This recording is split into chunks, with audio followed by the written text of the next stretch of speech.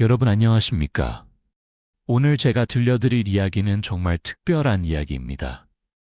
혹시 여러분은 행복한 노후 생활을 위해서 무엇이 가장 필요하다고 생각하십니까? 아마 많은 분들이 넉넉한 연금, 큰 집, 좋은 차, 그리고 많은 저축을 떠올리실 것입니다. 물론 경제적 준비도 중요합니다. 하지만 오늘 제가 전해드릴 이야기를 들으시면 생각이 완전히 바뀌실 겁니다. 서울 강남구 대치동에 사시는 김영수 할아버지의 이야기부터 시작해 보겠습니다. 김 할아버지는 올해 75세이십니다. 젊은 시절 성공한 사업가로 건설회사를 운영하며 상당한 부를 축적하신 분입니다. 40평대 아파트에 혼자 사시고 은행 계좌에는 10억 원이 넘는 돈이 있습니다. 자식들도 모두 성공해서 경제적으로 어려울 것이 전혀 없는 상황이었습니다. 하지만 김 할아버지는 매일 아침 눈을 뜨면 깊은 한숨부터 나왔다고 합니다. 오늘은 또 무엇을 하며 지내야 하나? 이런 생각이 가장 먼저 들었다고 하시네요. 아침에 일어나서 신문을 보고 텔레비전을 보고 혼자 식사를 하고 또 텔레비전을 보고 이런 단조로운 일상이 반복되었습니다. 돈도 있고 집도 좋고 건강도 나쁘지 않은데 왜 이렇게 허전하고 외로울까요? 김 할아버지는 매일 이런 생각을 하며 지내셨습니다. 자식들은 바쁘다는 이유로 한 달에 한 번 보기도 어려웠고 예전 사업 동료들과도 점점 연락이 끊어졌습니다. 거대한 아파트에서 혼자 지내는 시간이 길어질수록 우울감은 더욱 깊어졌습니다. 그러던 어느 날 김 할아버지에게 인생의 전환점이 될 만남이 찾아왔습니다. 동네 복지관에서 우연히 만난 박순옥 할머니와의 만남이었습니다. 박 할머니는 김 할아버지와는 완전히 다른 환경에서 살고 계셨습니다. 25평 투룸 빌라에 혼자 사시고 월 생활비는 100만 원 정도로 넉넉하지 않았습니다. 하지만 박 할머니 얼굴에는 항상 밝은 미소가 있었고 70대 중반임에도 불구하고 30대처럼 활기찬 모습이었습니다. 김 할아버지는 정말 궁금했습니다. 저 할머니는 나보다 경제적으로 어려운 상황인데 어떻게 저렇게 행복해 보일 수 있을까? 그래서 용기를 내어 박 할머니께 다가가서 대화를 나누게 되었습니다. 그때 박 할머니가 하신 말씀이 바로 오늘 우리가 깊이 이야기해 볼 내용의 핵심입니다. 김 선생님, 제가 지난 5년간 깨달은 것이 있어요. 행복한 노후는 가진 것이 많고 적음에 달린 게 아니에요. 아무리 큰 집에 살고 아무리 많은 돈이 있어도 몸이 아프고 외롭고 할 일이 없으면 행복할 수 없어요. 반대로 경제적으로는 넉넉하지 않아도 딱 3가지만 있으면 70세든 80세든 90세든 정말 행복하게 살 수 있어요. 그 3가지가 무엇인지 아시겠습니까? 바로 건강한 몸, 따뜻한 인간관계, 그리고 매일 할 수 있는 의미 있는 일입니다. 이것이야말로 행복한 노후를 위한 진정한 비결입니다. 첫 번째 비결, 건강한 몸. 매일 새벽 6시에 작은 기적. 박 할머니가 매일 아침 새벽 6시에 일어나 동네 공원으로 향하는 모습을 본 김 할아버지는 깜짝 놀랐습니다. 70대 중반의 나이에 그렇게 규칙적으로, 그것도 추운 겨울에도 빠지지 않고 운동을 한다는 것이 신기했기 때문입니다. 할머니, 그렇게 일찍 일어나서 운동하시는 게 힘들지 않으세요? 김 할아버지가 물었습니다. 그때 박 할머니가 들려주신 이야기는 정말 감동적이었습니다. 김 선생님, 저도 처음부터 이랬던 건 아니에요. 5년 전만 해도 저는 정말 몸이 많이 아팠어요. 당뇨도 있었고 고혈압도 있었고 무릎도 아파서 계단 오르기가 힘들었죠. 밤에는 잠도 잘 오지 않았고 하루 종일 몸이 무겁고 피곤했어요. 박 할머니는 그때의 상황을 자세히 설명해 주셨습니다. 남편이 돌아가신 후 홀로 지내면서 점점 움직이는 것이 귀찮아졌고 하루 종일 집에서만 지내는 날이 많아졌다고 합니다. 그러다 보니 자연스럽게 근력이 떨어지고 체력도 약해지고 각종 성인병까지 생겼던 것입니다. 그런데 어느 날 병원에서 정말 충격적인 말을 들었어요. 의사 선생님이 이대로 계속 지내시면 5년 안에 거동이 어려워질 수 있습니다라고 하시더라고요. 그때 정말 무서웠어요. 자식들에게 짐이 되고 싶지도 않았고 스스로 할 수 있는 일들을 포기하고 싶지도 않았거든요. 그날부터 박 할머니의 인생이 완전히 바뀌기 시작했습니다. 의사 선생님의 조언에 따라 하루 30분씩 걷기 운동을 시작하기로 결심한 것입니다. 하지만 시작이 정말 어려웠습니다. 첫 번째 주에는 정말 힘들었어요. 5분만 걸어도 숨이 차고 다리는 후들거리고 무릎은 아프고 몇 번이나 포기하고 싶었어요. 하지만 건강해지지 않으면 진짜 큰일 난다는 생각으로 버텼어요. 박 할머니는 첫 주에는 집 앞 공원을 천천히 한 바퀴만 돌았습니다. 그것도 중간중간 벤치에 앉아서 쉬면서 말이죠. 두 번째 주에는 조금 더 빠르게 걸어보려고 노력했고, 세 번째 주에는 2바퀴를 목표로 했습니다. 한 달이 지나니까 조금씩 변화가 느껴지기 시작했어요. 계단을 오를 때 예전만큼 숨이 차지 않았고, 밤에 잠도 조금씩 잘 오기 시작했어요. 무엇보다도 하루하루가 예전보다 활기차게 느껴졌어요. 3개월이 지나자 놀라운 변화가 일어났습니다. 당뇨 수치가 정상으로 돌아왔고 혈압도 많이 내려갔습니다. 무릎 통증도 거의 사라졌고 6개월 후에는 공원을 5바퀴나 돌 수 있게 되었습니다. 의사 선생님이 깜짝 놀라시더라고요. 도대체 무엇을 하셨길래 이렇게 건강해지셨냐고 물으시면서 다른 환자분들에게도 제 이야기를 해주시더라고요. 하지만 박 할머니의 건강 비결은 운동만이 아니었습니다. 70세 이후의 올바른 식습관에 대해서도 나름의 원칙을 세우고 실천하고 계셨습니다. 나이가 들면 젊었을 때처럼 먹으면 안 돼요. 소화 기능도 떨어지고 신진대사도 느려지거든요. 그래서 저는 몇 가지 원칙을 정해서 지키고 있어요. 박 할머니의 첫 번째 식사 원칙, 절대 배부르게 먹지 않기. 70세가 넘으면 위장 기능이 많이 떨어져요. 그래서 배가 완전히 부를 때까지 먹지 않아요. 항상 70-80% 정도 먹었다는 느낌일 때 수저를 놓습니다. 처음에는 아쉽고 부족한 느낌이 들었지만 지금은 오히려 이게 더 편해요.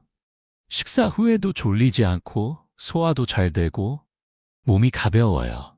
박 할머니는 과식의 위험성에 대해서도 자세히 설명해 주셨습니다. 나이가 들면 과식했을 때의 부작용이 젊었을 때보다 훨씬 심해져요. 소화불량은 기본이고 혈압이 급격히 오르거나 심장에 부담을 줄 수도 있어요. 특히 우리 나이에는 뇌졸중이나 심근경색 같은 위험한 질병으로 이어질 수도 있거든요. 박 할머니의 두 번째 식사 원칙. 천천히 꼼꼼히 씹어서 먹기. 젊었을 때는 바쁘다는 이유로 음식을 빨리 먹는 습관이 있었어요. 하지만 지금은 시간이 충분하잖아요. 한 숟가락을 입에 넣으면 최소한 30번 이상은 씹어요. 그러면 음식 맛도 더 잘 느껴지고 적게 먹어도 충분한 포만감을 느낄 수 있어요. 천천히 먹는 습관의 장점에 대해서도 구체적으로 설명해 주셨습니다. 우리 뇌에서 배부르다는 신호를 보내는데 20분 정도 걸려요. 그런데 빨리 먹으면 이 신호가 오기 전에 이미 너무 많이 먹게 되죠. 천천히 먹으면 적당한 양을 먹었을 때 자연스럽게 배부름을 느낄 수 있어요. 박 할머니의 세 번째 식사 원칙. 따뜻한 음식 위주로 먹기. 나이가 들수록 몸의 기초 체온이 낮아져요. 그래서 차가운 음식을 먹으면 소화에 부담을 주고 혈액순환도 나빠져요. 가능하면 차가운 음료수나 아이스크림은 피하고 따뜻한 차나 미지근한 물, 따뜻한 국물 요리를 자주 먹어요. 박 할머니는 특히 겨울철 건강관리의 중요성을 강조하셨습니다. 겨울에는 더욱 몸을 따뜻하게 유지하는 것이 중요해요. 아침에 일어나면 따뜻한 물 한 잔부터 마시고 식사할 때도 뜨거운 국이나 찌개를 꼭 포함시켜요. 몸이 따뜻해야 혈액순환이 잘 되고 면역력도 높아져요. 김 할아버지는 박 할머니의 이런 이야기를 듣고 깊이 반성하게 되었습니다. 자신은 건강을 지키기 위해 비싼 건강기능식품만 찾았지. 정작 기본적인 운동과 올바른 식습관은 완전히 소홀히 했다는 것을 깨달았기 때문입니다. 저는 돈만이 있으면 건강도 살 수 있다고 생각했어요. 비싼 영양제, 고급 건강식품, 좋은 병원. 하지만 정작 가장 기본이 되는 규칙적인 운동과 올바른 식습관은 전혀 신경 쓰지 않았네요. 그날부터 김 할아버지도 박 할머니를 따라 매일 새벽 6시에 일어나 공원으로 나가기 시작했습니다. 처음에는 정말 힘들었습니다. 40년 넘게 사무실에서만 일하다가 갑자기 운동을 시작하니까 온몸이 쑤시고 아팠습니다. 첫 주에는 정말 죽을 것 같았어요. 박 할머니는 쌩쌩하게 걷는데 저는 중간중간 벤치에 앉아서 쉬어야 했어요. 부끄럽기도 하고 이대로 포기하고 싶기도 했죠. 하지만 박 할머니가 김 할아버지를 격려해 주시고 함께 운동할 동료가 생겼다는 것이 큰 힘이 되었습니다. 한 달이 지나자 김 할아버지에게도 변화가 나타나기 시작했습니다. 체중이 3kg 줄었고 혈압도 조금씩 내려가기 시작했어요. 무엇보다도 밤에 잠을 깊이 잘 수 있게 되었어요. 그리고 하루 종일 몸이 가벼운 느낌이 들었어요. 3개월 후 김 할아버지의 변화는 더욱 놀라웠습니다. 몸무게는 8kg이나 줄었고 혈압과 혈당 수치도 정상 범위로 돌아왔습니다. 얼굴 표정도 훨씬 밝아졌고 걸음걸이도 가벼워졌습니다. 건강한 몸이야말로 행복한 노후의 가장 기본적인 조건이라는 것을 이제야 깨달았어요. 아무리 많은 돈이 있어도 몸이 아프면 아무 소용이 없더라고요. 두 번째 비결, 따뜻한 인간관계. 외로움을 이기는 진짜 마법. 김 할아버지가 박 할머니에게서 배운 두 번째 비결은 바로 따뜻한 인간관계였습니다.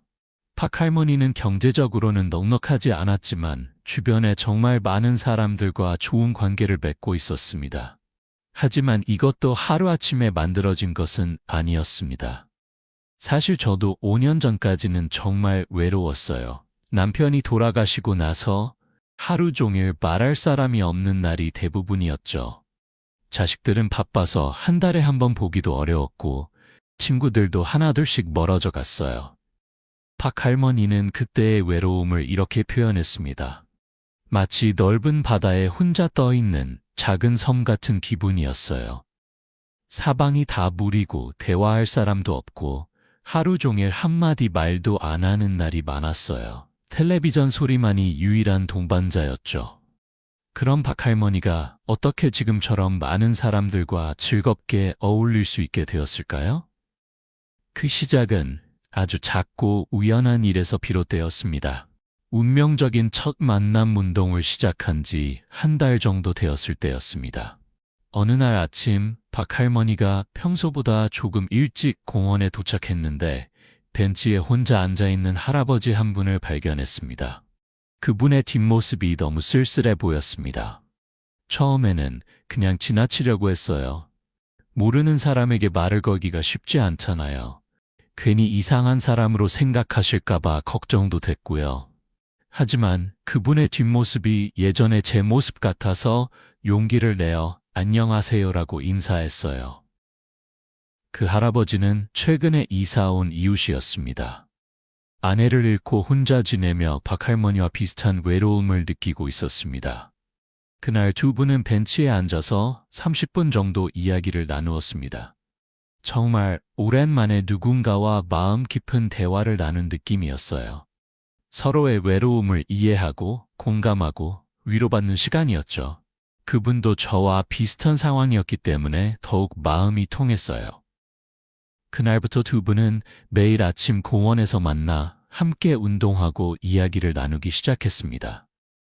누군가와 안부를 묻고 오늘 있었던 일을 이야기하고 서로의 이야기에 귀 기울이는 것만으로도 하루가 전혀 다르게 느껴졌어요.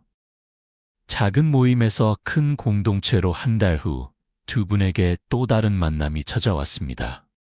공원에서 혼자 태극권을 하고 있던 할머니가 계셨는데 박 할머니와 할아버지가 그분께도 함께 하자고 제안한 것입니다. 셋이 모이니까 훨씬 더 재미있었어요. 각자 다른 운동을 하던 것을 서로 가르쳐주기 시작했어요. 저는 걷기 운동 요령을, 할아버지는 스트레칭 방법을, 새로 합류한 할머니는 태극권 동작을 알려주셨죠. 이렇게 시작된 작은 모임은 입소문을 타고 점점 커져갔습니다. 한 사람이 또 다른 사람을 데려오고 그 사람이 또 다른 이웃을 소개하는 방식으로 6개월 만에 15명 정도의 새벽 운동 모임이 되었습니다. 단순한 운동 모임을 넘어서 진짜 가족 같은 사이가 됐어요.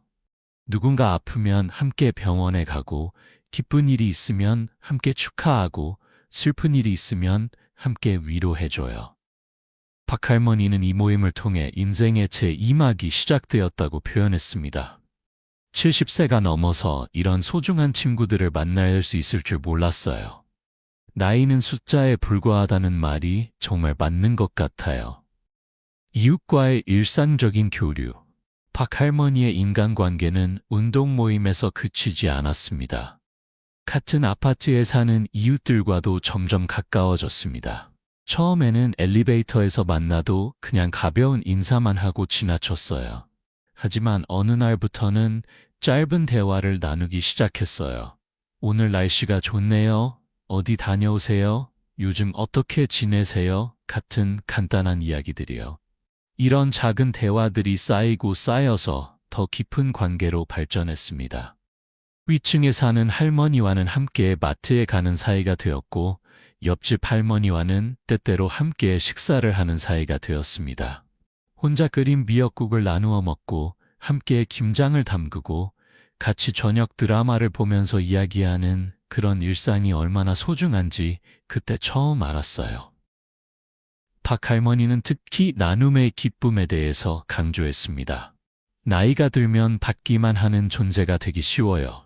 하지만 저는 가능한 한 누군가에게 도움을 주려고 노력해요. 비싼 것이 아니더라도 제가 만든 반찬을 나누어 드리고, 병원에 갈 일이 있으면 함께 가자고 제안하고, 외로워하는 분이 있으면 이야기 상대가 되어 드리고. 가족과의 새로운 관계 정립. 박할머니의 변화는 가족과의 관계에도 긍정적인 영향을 미쳤습니다. 예전에는 자식들에게 서운함과 외로움을 자주 표현했지만 지금은 완전히 달라졌습니다. 예전에는 자식들이 전화를 하거나 방문하면 왜 이제 와? 얼마나 오래 있을 거야? 언제 다시 올 거야? 이런 말부터 했어요. 그러다 보니 자식들도 부담스러워하고 점점 연락이 뜸해졌죠. 하지만 지금은 완전히 다릅니다. 이제는 제가 먼저 안부를 묻고 자식들이 바쁠 때는 이해해 주려고 노력해요. 그리고 무엇보다도 제 일상이 재미있고 의미 있어졌으니까 자식들에게 들려줄 이야기가 많아졌어요. 박할머니는 자녀들에게 부담을 주는 대신 자신의 즐거운 일상을 공유하기 시작했습니다. 운동 모임에서 있었던 재미있는 일들, 이웃들과 함께한 소소한 일상들, 새로 배운 것들, 이런 이야기들을 들려주니까 자식들이 오히려 더 자주 연락을 하더라고요. 박할머니의 큰아들은 이런 변화에 대해 어머니께서 요즘 정말 젊어 보이세요. 전화할 때마다 재미있는 이야기가 많으셔서 저희도 즐거워요 라고 말했다고 합니다.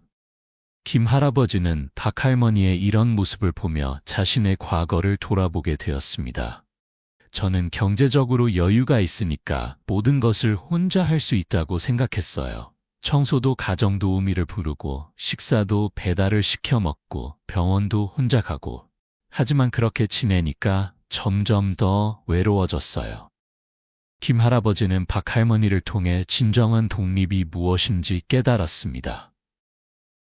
진짜 독립은 혼자 모든 것을 다 하는 것이 아니라 건강한 관계 속에서 서로 도움을 주고받으며 살아가는 것이더라고요. 그 후 김 할아버지도 박할머니를 따라 이웃들과 관계 맺기를 시작했습니다. 처음에는 정말 어색했습니다. 40년 넘게 사업만 하다가 갑자기 일상적인 대화를 나누려고 하니 뭔가 부자연스러웠습니다. 처음에는 안녕하세요라는 인사조차 쑥스러웠어요. 사업할 때는 목적이 분명한 대화만 했는데 그냥 안부를 묻고 날씨 이야기를 하는 게 어색하더라고요. 하지만 박 할머니가 옆에서 자연스럽게 중간 역할을 해주면서 점점 편해졌습니다. 한 달 후에는 김 할아버지도 이웃들과 자연스럽게 대화할 수 있게 되었습니다. 생각보다 훨씬 따뜻한 분들이 많더라고요. 저를 부자라고 해서 거리감을 두는 것도 아니고 오히려 제가 가진 경험이나 지식을 궁금해하시고 조언을 구하시는 분들도 계셨어요. 세 번째 비결, 매일 할 수 있는 의미 있는 일, 삶의 목적을 다시 찾는 여정. 김 할아버지가 박 할머니에게서 배운 가장 중요한 비결은 바로 매일 할 수 있는 의미 있는 일을 갖는 것이었습니다. 건강하고 사람들과도 잘 지내지만 그것만으로는 진정한 행복감을 느끼기 어렵다는 것을 깨달았기 때문입니다. 김 선생님, 건강하고 사람들과 잘 지내는 것만으로는 부족해요. 매일 아침 일어날 이유가 있어야 해요.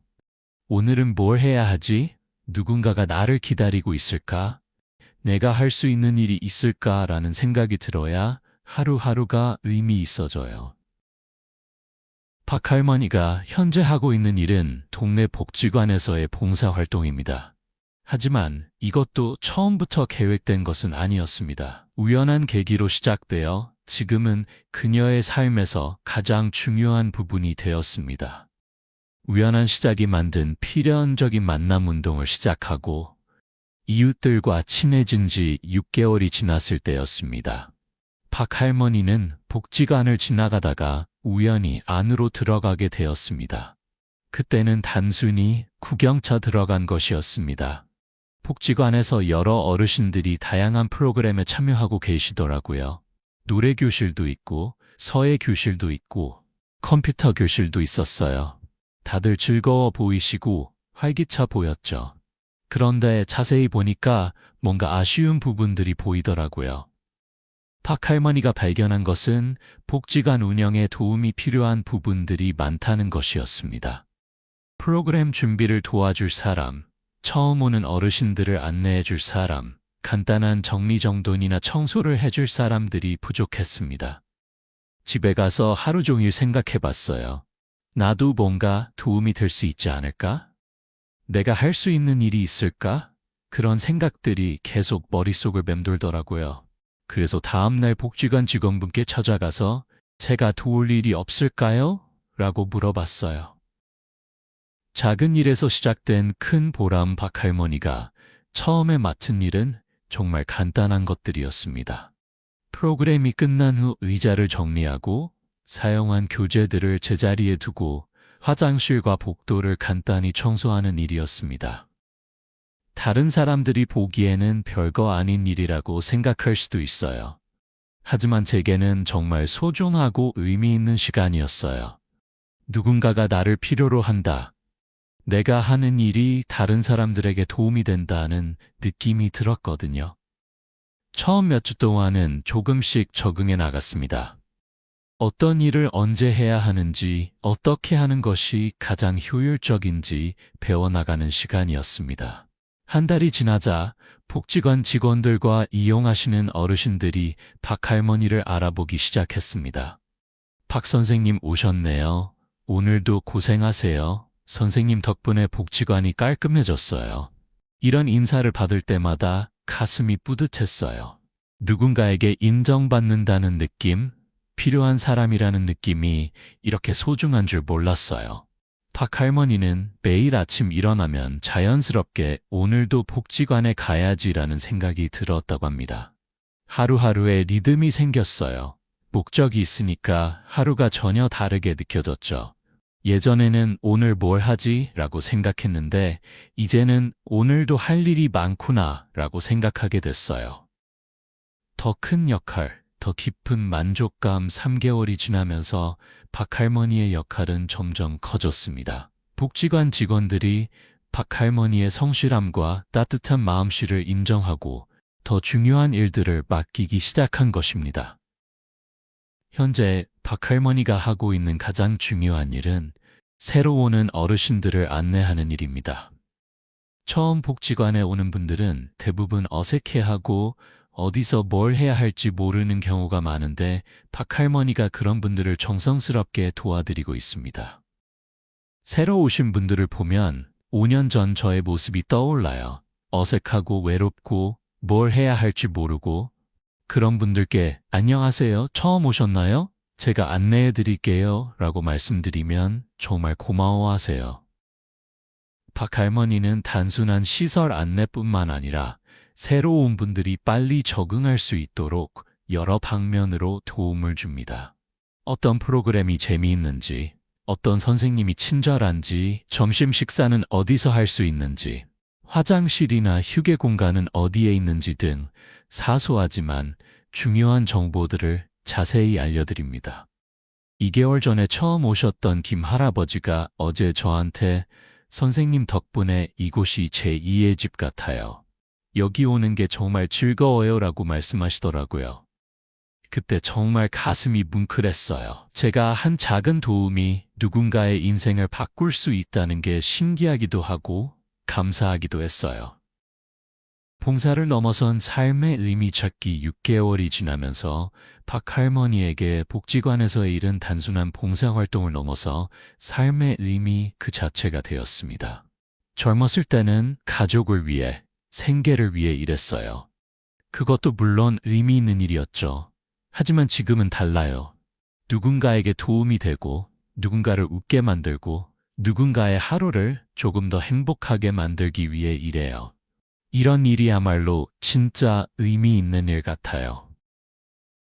박 할머니는 복지관에서의 경험을 통해 나이가 들어서도 여전히 사회에 기여할 수 있고 누군가에게 꼭 필요한 존재가 될 수 있다는 것을 깨달았습니다. 나이가 들면 사회의 짐이 된다고 생각하는 분들이 많은데 그게 아니에요. 오히려 우리가 살아오면서 쌓은 경험과 지혜가 젊은 사람들보다 더 소중할 때가 많아요.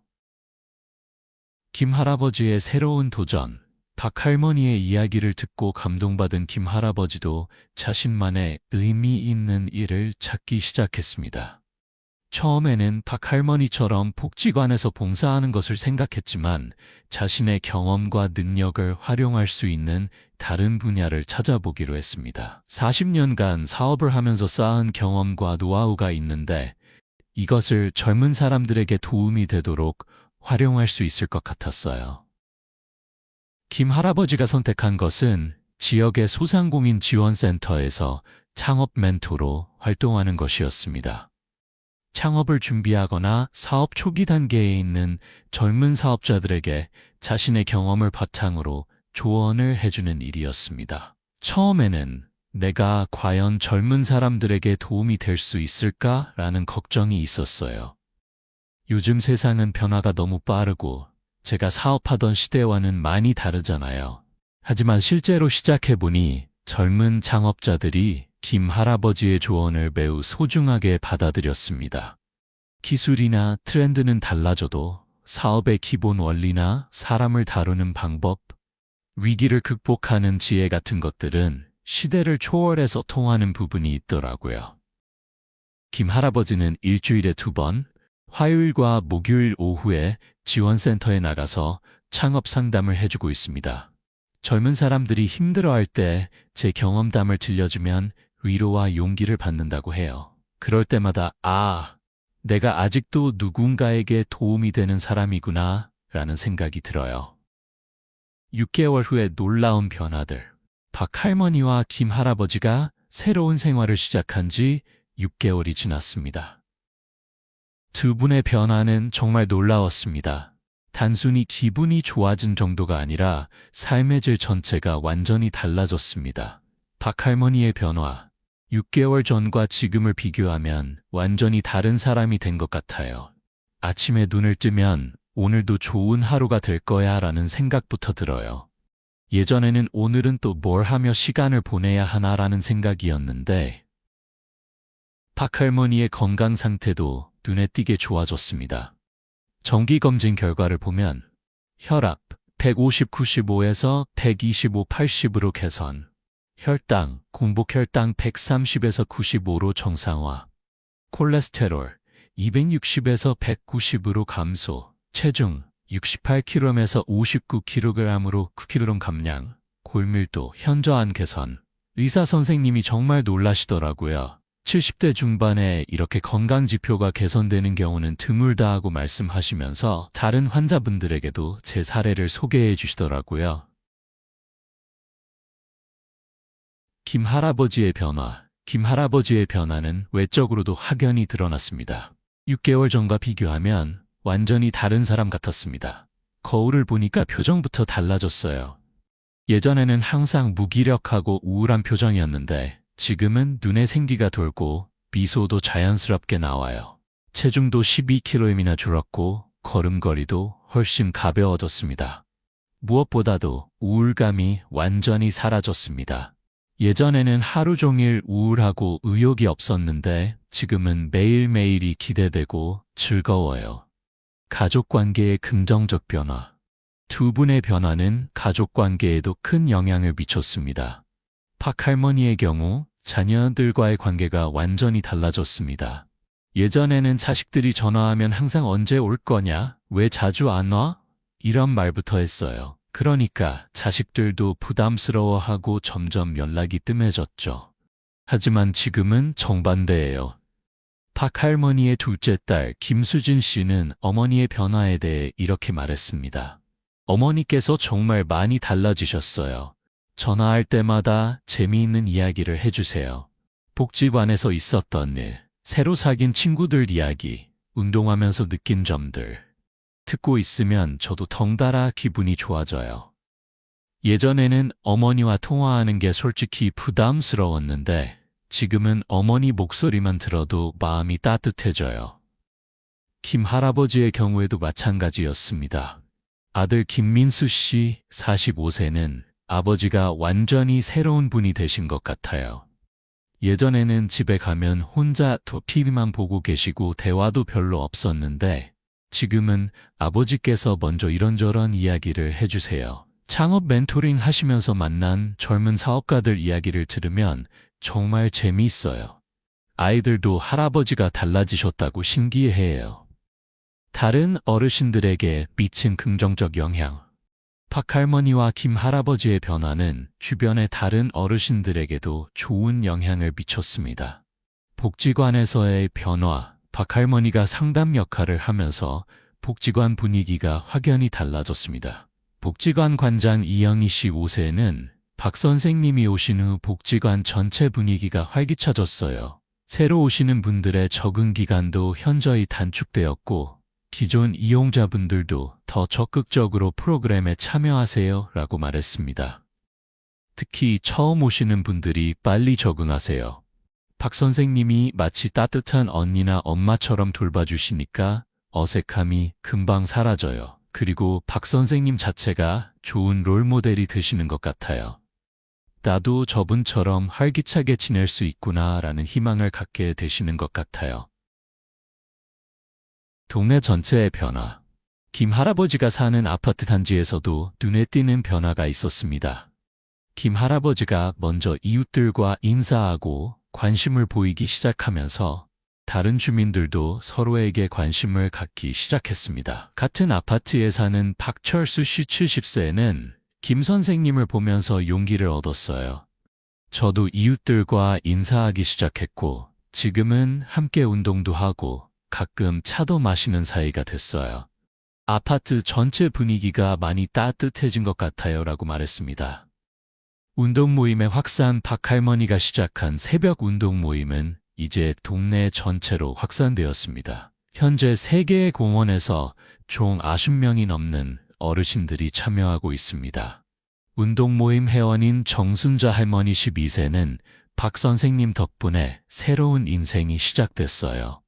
5년 전까지만 해도 집에서만 지냈는데 지금은 매일 아침이 기다려져요. 함께 운동하는 분들이 진짜 가족 같아요 라고 말했습니다. 계절별 건강관리와 활동 조절의 지혜. 한국의 뚜렷한 사계절은 노년층에게 각각 다른 도전과 기회를 제공합니다. 박할머니와 김할아버지는 1년간의 경험을 통해 계절에 맞는 건강관리 방법과 활동 조절법을 터득했습니다. 봄철 관리. 새로운 시작의 계절. 봄에는 미세먼지와 황사 때문에 야외 운동하기 어려운 날이 많아요. 그럴 때를 대비해서 실내에서 할 수 있는 운동을 미리 준비해둬요. 박 할머니는 봄철에 실내 운동 루틴을 개발했습니다. 집에서 할 수 있는 요가 동작, 아파트 계단 오르내리기, 복지관 실내에서 하는 스트레칭 등을 활용합니다. 미세먼지 농도가 나쁨 이상일 때는 절대 무리하지 않아요. 대신 복지관에 가서 실내 프로그램에 더 적극적으로 참여해요. 여름철 관리, 더위와의 지혜로운 싸움. 여름에는 새벽 운동이 더욱 중요해요. 오전 7시 이후에는 너무 더워서 위험하거든요. 김 할아버지는 여름철 운동 시간을 더 이른 시간으로 조정했습니다. 새벽 5시 30분에 일어나서 6시부터 7시까지 운동하고 7시 이후에는 실내에서 지냅니다. 저녁에는 해가 완전히 진 후인 8시 이후에 가벼운 산책을 해요. 하루에 2번 나누어서 운동하니까 더위 스트레스 없이 충분한 활동량을 확보할 수 있어요. 가을철 관리, 최고의 활동 시기. 가을이 운동하기에 가장 좋은 계절이에요. 이때를 놓치면 안 돼요. 박 할머니와 김 할아버지는 가을철에 활동량을 대폭 늘립니다. 평소 30분이던 운동 시간을 45분으로 늘리고 주말에는 가까운 산이나 공원으로 나들이를 갑니다. 가을에 체력을 충분히 기르고 면역력을 높여서 겨울을 준비해요. 이때 몸 상태를 잘 만들어 놓으면 겨울 내내 건강하게 지낼 수 있어요. 겨울철 관리, 안전제일주의. 겨울에는 안전이 가장 중요해요. 무리하지 않는 것이 최고의 지혜예요. 겨울철에는 실내 활동의 비중을 대폭 늘립니다. 복지관에서 보내는 시간을 늘리고 집에서 할 수 있는 실내 운동을 많이 합니다. 빙판길이거나 눈이 많이 온 날에는 절대 나가지 않아요. 한번 넘어져서 다치면 회복하는데 몇 달이 걸릴 수 있거든요. 그럴 때는 집에서 스트레칭을 하거나 복지관 실내 프로그램에 참여해요. 경제적 측면, 적은 비용으로 얻는 큰 행복. 많은 분들이 행복한 노후에는 돈이 많이 필요하다고 생각하지만 박 할머니와 김 할아버지의 실제 사례는 그렇지 않다는 것을 명확히 보여줍니다. 박 할머니의 월간 지출 내역. 박 할머니의 새로운 생활 방식으로 인한 추가 지출은 생각보다 매우 적었습니다. 교통비, 월 3만 원, 복지관, 마트, 병원 등 대중교통 이용, 운동용품, 월 평균 2만 원, 운동화, 운동복 등 정기교체, 사교비, 월 2만 원, 이웃들과 차 마시기, 간식 나누어 먹기 등, 기타 활동비 월 2만 원, 복지관 프로그램 참가비 등 총합 월 7만 원. 특별히 돈이 많이 드는 일은 거의 없어요. 오히려 집에만 있을 때보다 건강해져서 병원비가 많이 줄었어요. 예전에는 이런저런 성인병 약값만 월 5만 원 정도 나왔는데 지금은 거의 안 먹어도 돼요. 김 할아버지의 변화된 소비 패턴. 김 할아버지의 경우에는 오히려 전체적인 지출이 줄어들었습니다. 예전에는 심심하면 비싼 식당에서 혼자 식사하거나 필요하지도 않은 물건들을 충동 구매하는 경우가 많았어요. 한 달에 불필요한 소비만 30, 50만 원은 했던 것 같아요. 하지만 의미 있는 일을 하고 사람들과 함께 지내면서 이런 허무한 소비가 크게 줄었습니다. 이제는 정말 필요한 것만 사게 되고 돈을 쓸 때도 더 의미 있게 써요. 예를 들어 창업 멘토링 받는 젊은이들과 가끔 식사하거나 운동 모임 사람들과 함께 나들을